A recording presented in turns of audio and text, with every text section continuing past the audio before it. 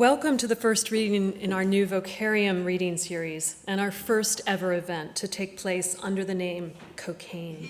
The poster is actually a part of a substantive exhibit called Altered States, which features materials related to drugs, policing, underground publications, sex, artistic communities, sex, and protest movements in the 20th century. Much of our season will be related to and resonating with these subjects. But back to the series at hand.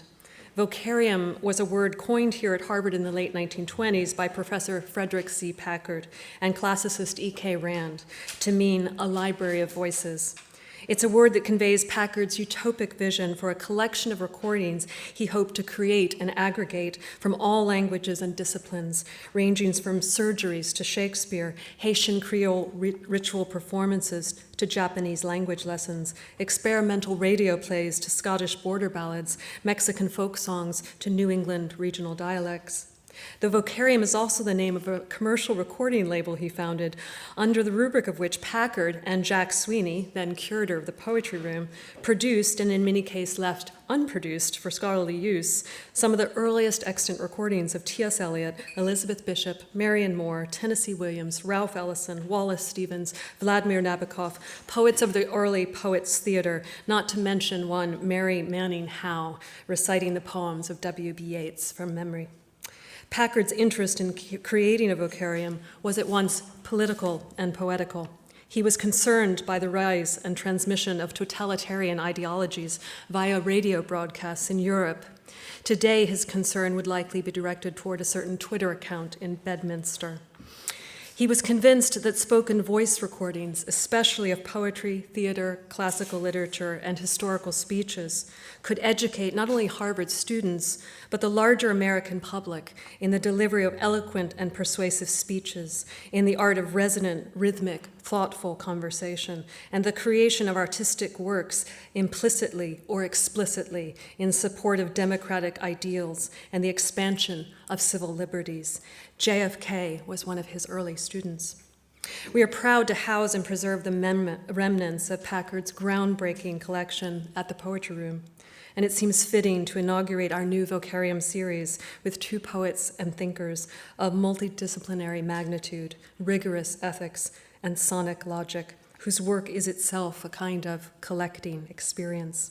It also seems meaningful to honor such an event by asking the brilliant, beloved, generous, and generative Harvard scholar, poet, and translator, Stephanie Sandler, to introduce them. Please welcome Stephanie Sandler.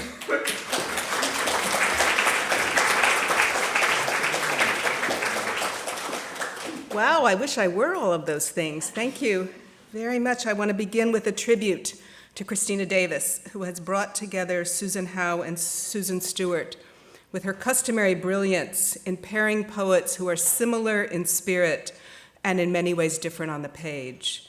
Christina will have thought quite rightly that they are most alike in their proximity as poets to the worlds of scholarship, of the visual arts, and of the archive.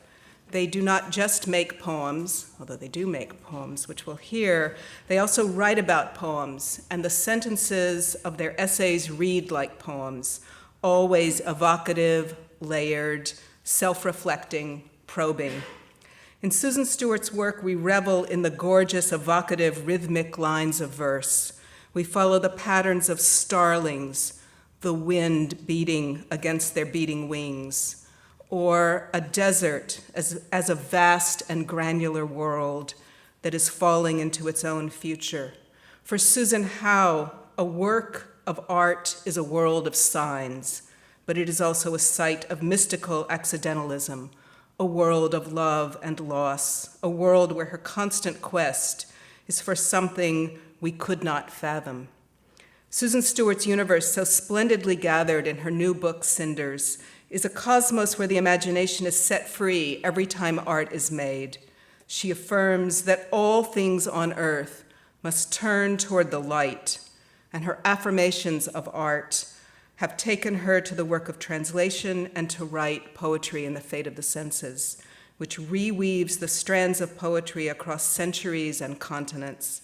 In another book, The Poet's Freedom, she's evoked the circling catch of stray elements in the poetry of Osip Mandelstam.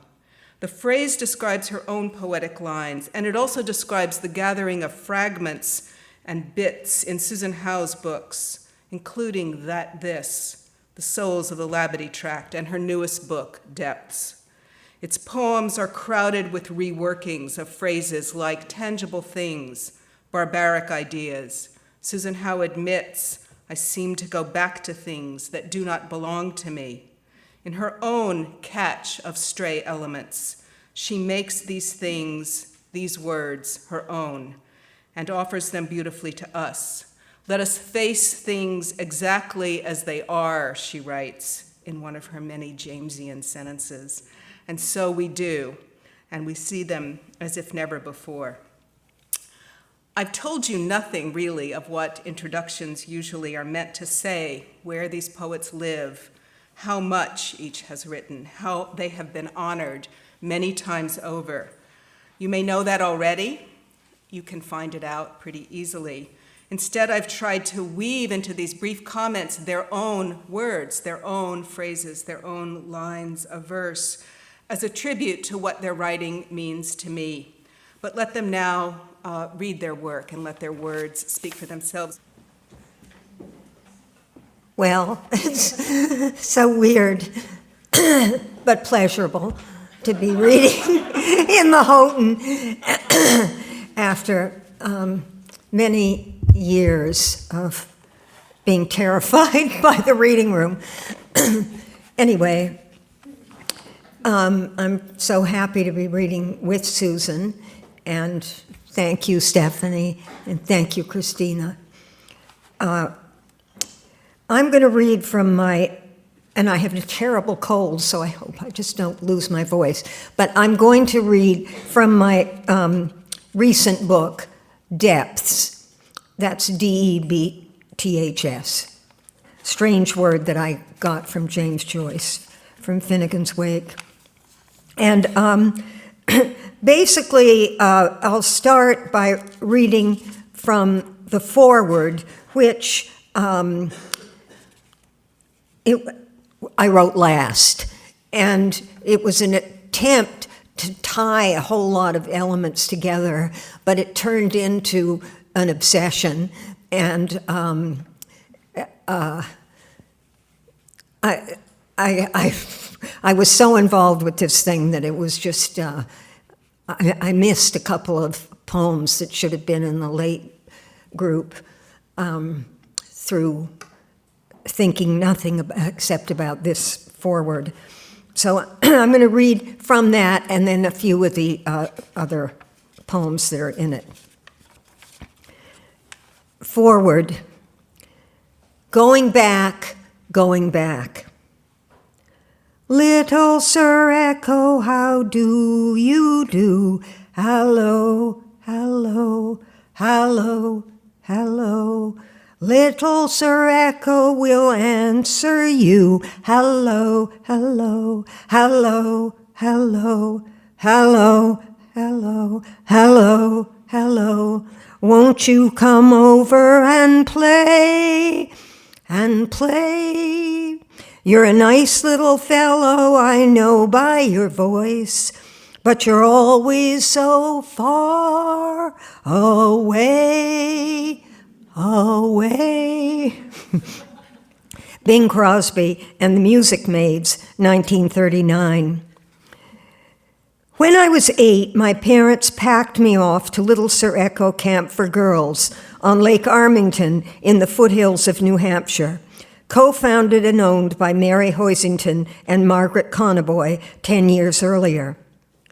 Apparently, the women chose the name because of an echo that bounces off the surrounding White Mountains. An actual child may or may not fit parental fantasies. I hated the place. Most of all, I dreaded riding classes and spent many nights praying I would be assigned the tired elderly horse with a creaking stomach for the next day's obligatory ride around the ring. On the one visiting day allowed per summer, we rode across the lake and picnicked on a secluded beach at the edge of a pine forest. I begged them to ransom me. But no. Around 4 p.m., they left for Boston, leaving me alone with my dread of being lost in the past, absent. Show me affection as a small, non-understanding person. 2 people with covered lanterns stand on the brow of adjacent foothills. Watch them walking forward from folklore, carrying tilted umbrellas. Faint whispers, galaxy clusters. Telescopes also need to be tilted a little so that light traveling down an optical tube will come into play. Calendar songs, family trees, broken branches, love songs, songs of captives, songs of robbers, songs around the campfire. A tune beyond us, yet ourselves, a tune upon the blue guitar. Chocorua is the highest mountain peak in New Hampshire. When Chief Chocorua leapt from its rocky summit to his death on the rocks below, war was in his heart. He put a curse on the land. Last night, at the end of night, his starry head, like the head of fate, looked out in darkness. Chocorua, to its neighbor, is one of my favorite Wallace Stevens poems. Let's face things exactly as they are. He led a double life as a successful surety and fidelity claims lawyer. Speaking of the practice of law in relation to writing and second sight, Peter Rugg, the missing man, is the first of 2 tall tales written by William Austin, 1778 through 1841, a Massachusetts attorney. Austin presents its source as an old New England legend. An absent husband responsible for his own mysterious ruin is condemned to wander with his small daughter in a 1-horse chair, perpetually searching for Boston. In one of Nathaniel Hawthorne's lesser stories, A Virtuoso's Collection, Rugg crops up with Peter Schlemihl's Lost Shadow and a famed New Hampshire gemstone. The precious jewel, said to sparkle like a meteor, called for another Hawthorne story, The Great Carbuncle of the White Mountains. This time inspired by an Amerindian fable from Saco, Maine. A manic Ruggian seeker wanders among mountains, searching for the marvelous stone until the end of time.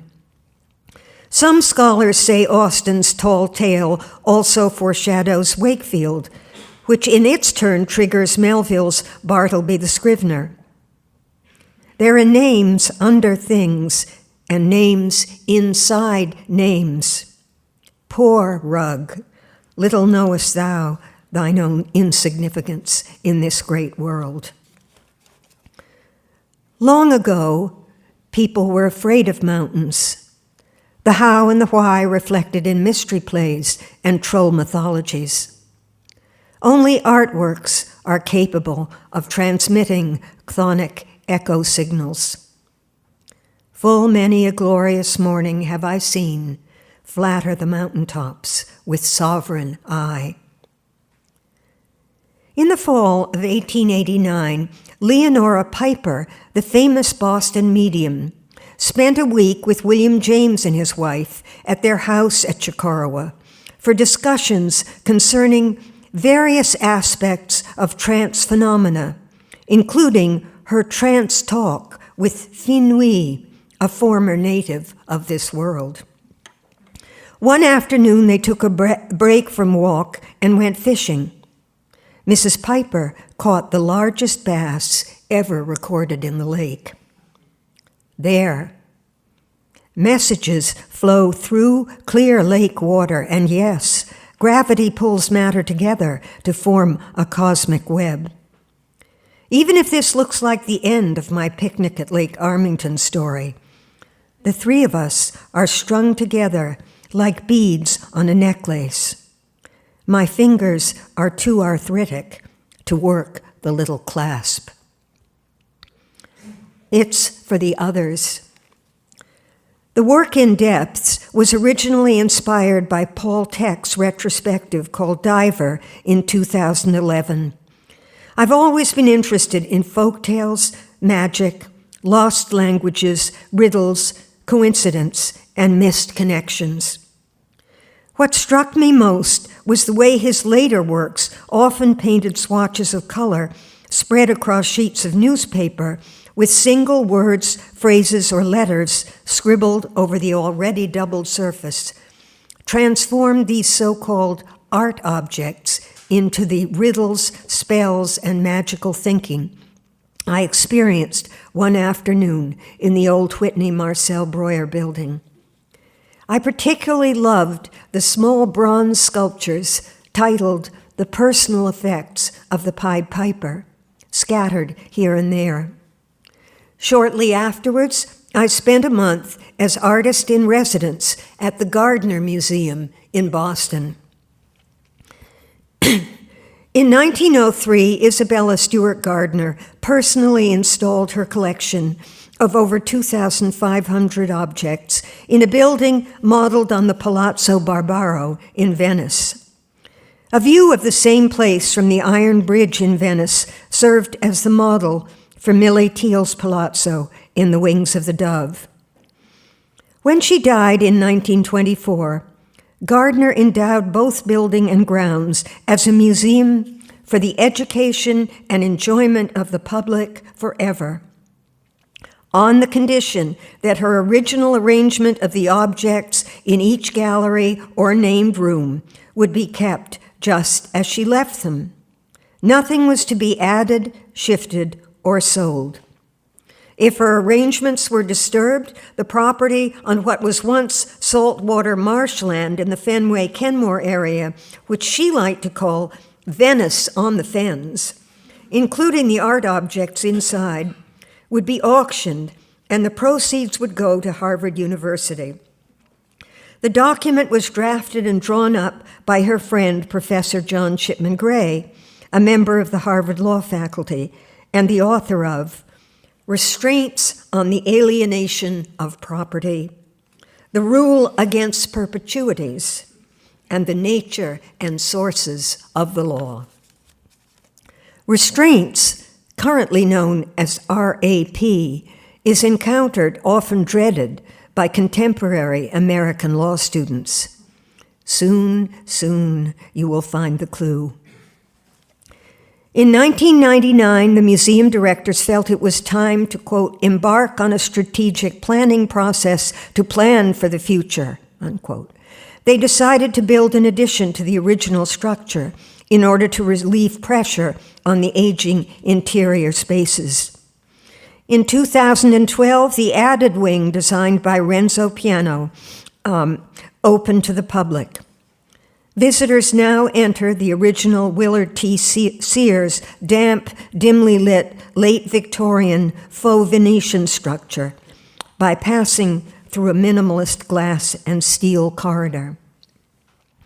At 10:15 one November morning, a beam of sun slipped across the threshold.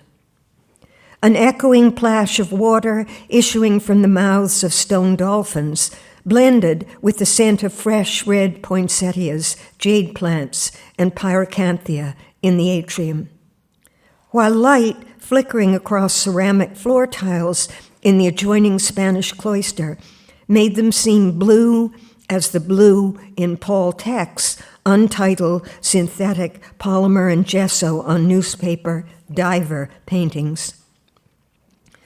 Wandering through the inner rooms before and after visiting hours, when whimsical combinations and odd analogies assume a second life, I began to think of Gardner as a pioneer American installation artist.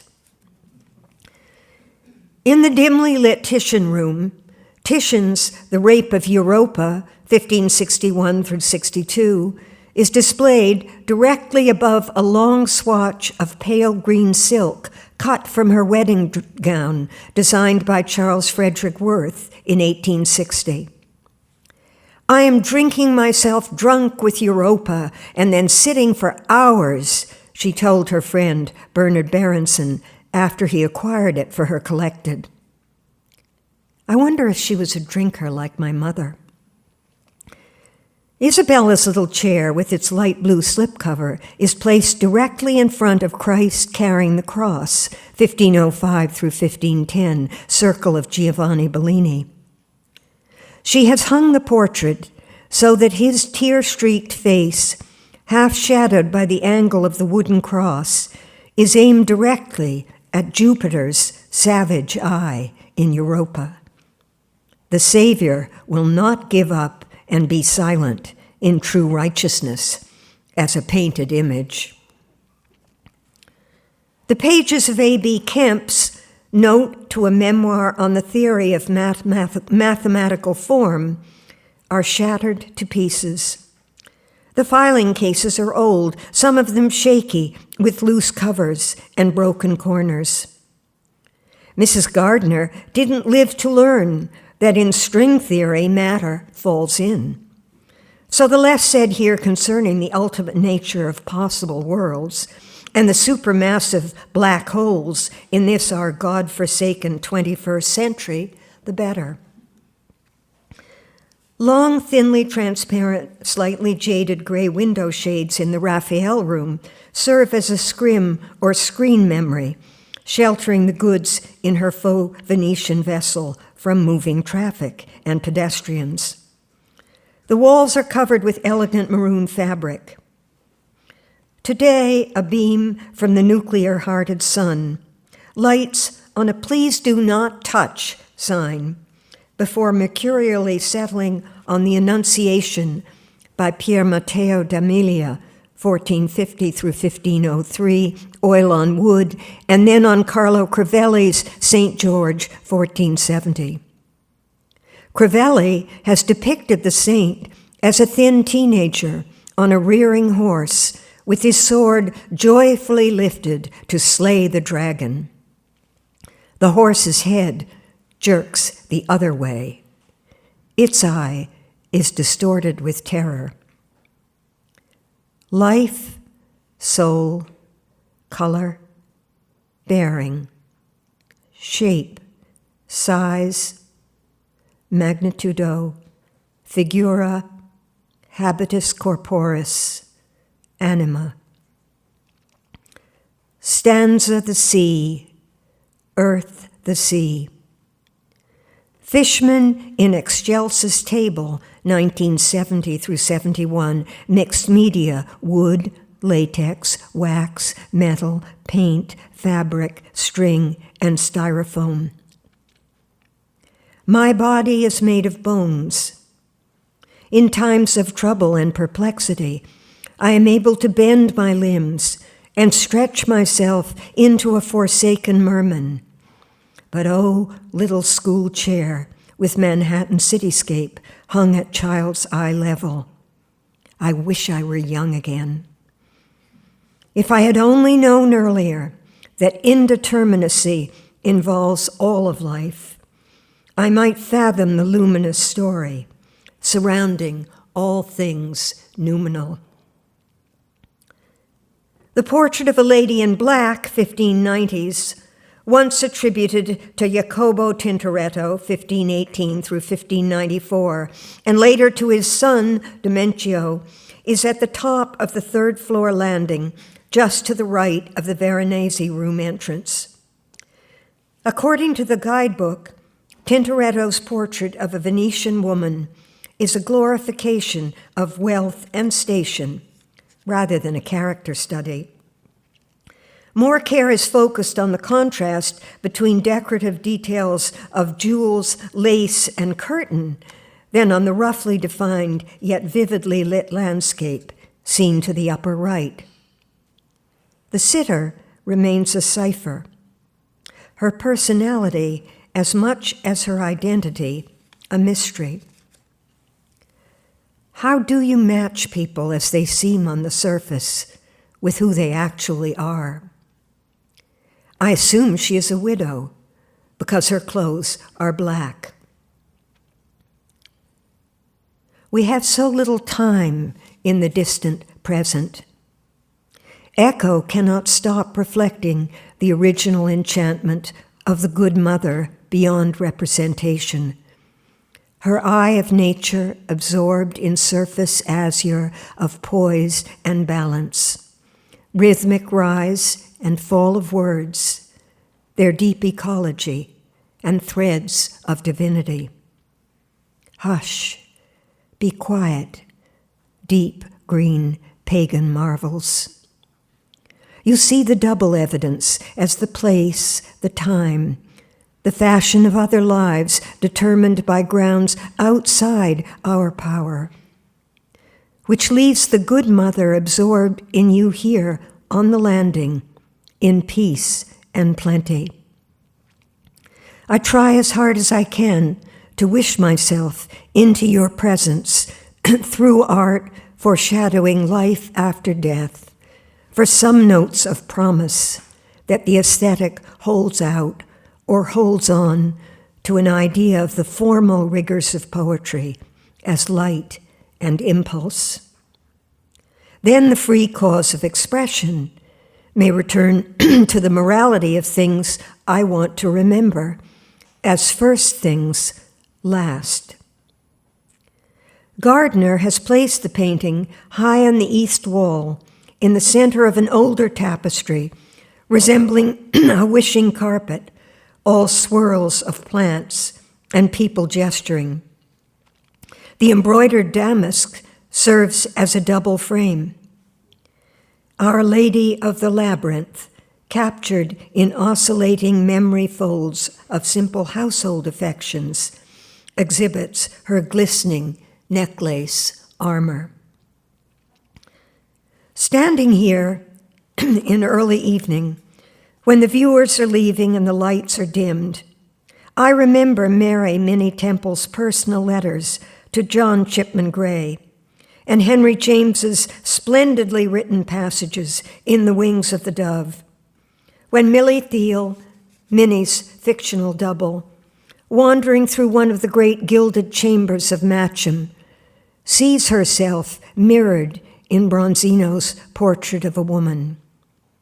Quote, "The lady in question, at all events, with her slightly Michelangelesque squareness, her eyes of other days, her full lips, her long neck, her recorded jewels, her brocaded and wasted reds, was a very great personage, only unaccompanied by a joy. And she was dead, dead, dead," unquote. It's late November. Fallen oak and maple leaves on the sidewalk outside are bound to childhood landscape memories filtered through my mother, who never stopped harping on the cruel ugliness of Boston as compared to Dublin's fair city. For me, there are two alternatives: either swallow or break free. The rule against perpetuities resembles a postmodern labyrinth in need of a golden thread. Some poets and lawyers keep trying. Some, groping through intricate passages, half paralyzed, never do. John Gray stands in for my father. As life rushes by, we do our best with the nerves we inherit. The guards at the entrance are watching, so we won't get away with anything. Strange that one half-suffocated picnic in the course of life can disappear into Lake Armington's hanging rock echo portals until the replication of love prevails in art. And Periscope, one of Paul Tech's late picture light paintings, bubbles up from puddle blue depths. So many things happen by bringing to light what has long been hidden, lilting betwixt and between. Between what? Oh, everything. Take your microphone. cross your voice with the ocean. I'm here. I'm still American. And then just end by a few tiny pieces from a series in the book called Periscope. Oh my God. Oh well, I'll just have to croak. Oh, thanks. This is just a tiny little bit from Tom Tit-Tot. A document, the parasitic involve a structure of layer, age placed on top of another, its other, as if to infinite portable ocean. Periscope, and this has an epigraph from Moby Dick, God's foot upon the treadle of the loom. Closed book, who stole who away? Do brackets signify emptiness? Was it a rift in experience? Mackerel and porpoise, was this the last of us? These tallied scraps float like glass skiffs quietly for love or pity and all that. What an idea in such a time as ours, Pip among Pleiads. Mystical accidentalism for sound-hemmed naught in Knight's botanical glossary. Over unnamed cycles, see the rich on that rust heap. A coverlet has drifted down in double compass with sled loom as if it were patterned. Many shuttles, many treadles. That beam was only a straw. So long as one fact stands isolated and strange, one fact supported by no fact, would slipper counterclatter. I can spin straw by myself. Come, lie down on my shadow. Being infinitely self-conscious, I sold your shadow for you, too. Let's let bygones be bygones. Dust to dust, we barely reach. Telling the story of a man who is responsible for his own ruin and is inexplicably condemned to wander in a one-horse chair eternally around Boston, from which historical song he himself cannot free himself with a wave of his hand, whither? Dusk friars carrying tapers blow farewell kisses to Peter Rugg, our missing man. But what's the use? He's skipping across rooftops. Let's be human. We can't carry the galoshes of fortune home. In the old days, I used to sit up late till an owl appeared. Negative infinity melodrama. I shall never forget you, halfway owl shadow marauder, how you flew over and over. This side, I will show miniature network entanglements, comma blessings, full stop, yours very. Half hesitation, semicolon, semicolon, yes, the sea lies about us. Our tininess on earth as such. A day without yesterday. Mackerel sky over Boston. Sea-tossing waves at ice font doorstep, non-fiction prose poem, my icicle hair. These quiet stars, each free intelligence sealed from us. Days and hours are blinds. These screens, these means. Each new extreme outvies each quickening after after. After the millennium, a little before, at the brink, humming octaves with wild trills of magic and symbolic logic, a not being in the know. Thanks. I wanted to thank the two Susans for their reading, and to say that there are books outside that you can bring inward if you purchase them. And even if you don't, please feel free to come up and speak to both of them. Don't think too much about it. Don't be intimidated. I think people think too much. They should greet each other. So thank you once again for coming.